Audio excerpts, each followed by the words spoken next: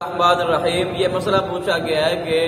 آج کل ہمارے نوجوان جو ہیں وہ شارٹس پہنتے ہیں، گرمیوں کا بھی سیزن ہے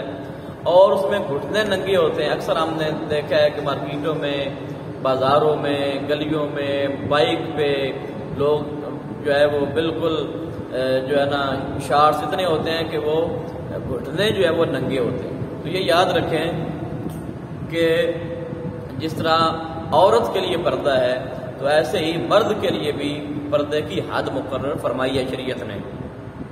ناف سے لے کر گھٹنے سمیت، یعنی کہ گھٹنا جو ہے وہ ہر حال میں آپ نے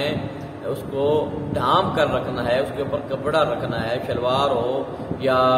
آپ پینٹ وغیرہ پہنتے ہیں یا کوئی بھی دھوتی وغیرہ جو بھی ہو، تو یہ ناف سے لے کر گھٹنے سمیت، یعنی کہ گھٹنا ننگا کرنا، اس میں نماز بھی نہیں ہوتی ایسے کپڑوں میں جہاں گھٹنا ننگا ہو یا ناف ننگی ہو،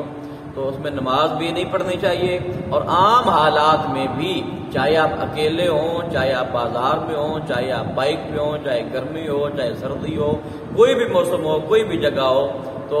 گھٹنے سمیت یہ پورا سطر جو ہے، یہ پردہ جو ہے یہ کرنا، یہ مرد کے لیے بہت زیادہ ضروری ہے۔ بندہ گناہگار ہوتا ہے اگر گھٹنے ننگے ہوں تو، لہذا اس عمل سے اللہ پاک ہمیں بچنے کی توفیق عطا